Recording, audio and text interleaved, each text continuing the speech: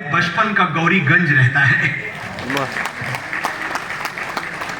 और छोटे शहरों की खुशबू अलग होती है मैम। छोटे शहरों की बात अलग होती है। जिस गौरीगंज में मैं पला बढ़ा था वो गौरीगंज तो खैर शहर में नहीं था, अब जाके जिला हुआ है। गौरीगंज अमेठी जिसकी बात हम कर रहे हैं, मेरे टाइम पे तो वो कस्बा भी नहीं था, एक गांव हुआ करता था। और जो गांव की सादगी है, जो गांव की सच्चाई है, जो गांव का भोलापन है, एक दूसरे के दुख दर्द में शामिल होने की जो परंपरा है गांव की, वो मैंने बड़े करीब से देखी है।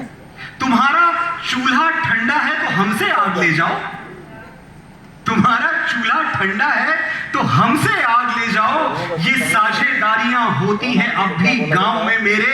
किसी का भी हो दुख पूरा मोहल्ला बांट लेता है, गले मिलके छतें रोती हैं अब भी गांव में मेरे। तो बोलने का तमीज नहीं है। तो ऐसे गांव से मैं आता हूं।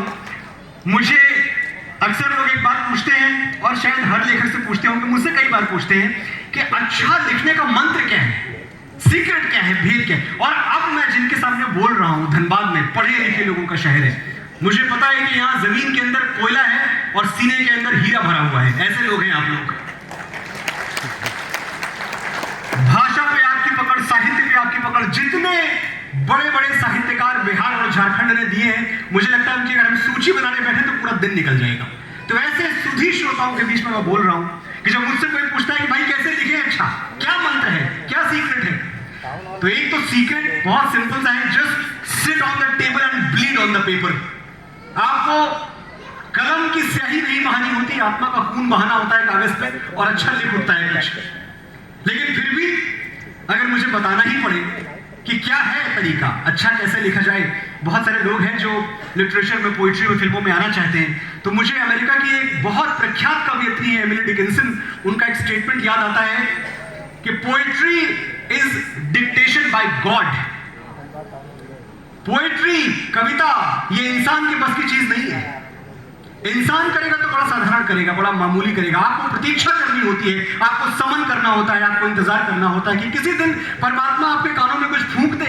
वो फूंक देता है, आप बांसुरी जैसे बज जाते हैं, अच्छी कविता हो जाती है। दूसरा कोई मंत्र है नहीं। जब परमात्मा किसी के कानों में फूंकता है कविता, तब कोई फैज अहमद फैज लिखता है कि मुझसे पहली सी मोहब्बत मेरे महबूब ना मांग। ऐसे थोड़ी लिखा जाता है।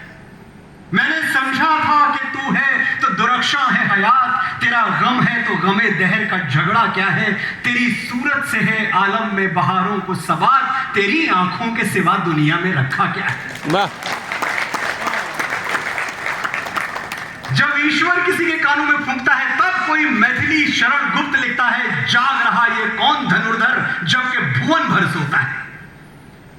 जब ईश्वर किसी के कानों में फूंकता है, तब कोई सूरदास लिखता है, मेरो मन अनंत कहां सुख पावे, जैसे उड़ जहाज को पंछी फिर जहाज पे आवे। जब ईश्वर कानों में फूंकता है, तब कोई मीरा लिखती है, कोई दीवाना, कोई दीवानी, कोई पागल मीरा। सूली ऊपर सेज पिया की, केही विधि मेरे ना होए, हेरी मैं तो प्रेम दीवानी, मेरा दर्द न जानो कोई।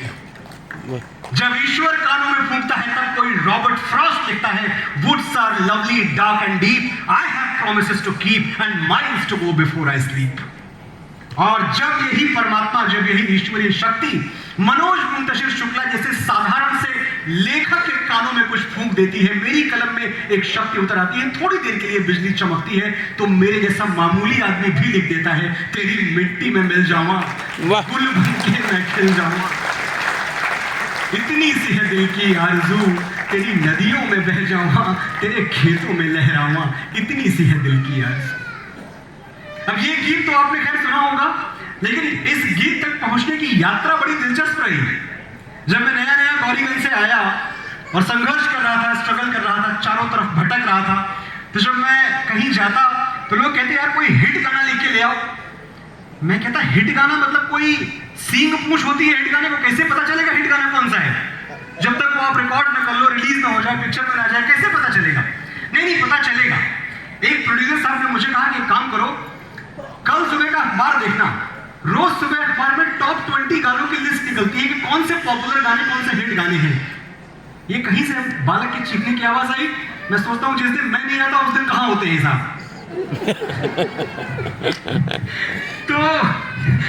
तो मुझे ये मशवरा दिया गया मैम कि एक काम करो, टॉप 20 गाने देखो, जाके अखबार में पढ़ो, जो सबसे टॉप पे गाना चल रहा हो कुछ पैसा लिख के आओ। मैं बड़ा उत्सुकतावश, मैंने कहा बड़ी अच्छी चीज है, बिल्कुल। सुबह सुबह उठा, अखबार खोला, हेरा फेरी अक्षय कुमार सर की फिल्म आई हुई थी, उसका एक गाना टॉप पे चल रहा था, नंबर 1 पे। मैंने उस गाने के बोल पढ़े में बेहोश हो गया। नंबर 1 पे गाना क्या था जिसके जैसा मुझे लिखना था? मैं लड़की पो पो पो मैं लड़की पो पो पो, तू लड़का पो पो पो, हम दोनों मिल गए, अब होगा क्या? पो पो पो। जब तक हिंदुस्तान में सिनेमा है ना, छोड़ो मैं क्या बोलूं, वो बोल चुके हैं हमारे तिग्मांशु धूलिया गैंग्स ऑफ वासेपुर में जो उनको बोलना था। खैर, तो वापस सिनेमा पे आते, मुझे कल्चरल शौक लगा कि मुझे भैया ये लिखना पड़ेगा। और मैं क्या सुन के आया था? मैं जाहिर सुन के आया था, कैफी राजवी सुन के आया था, मैं रामधारी सिंह दिनकर पढ़ के गया था वहां। मुझे लगा ऐसा कुछ लिखना पड़ेगा।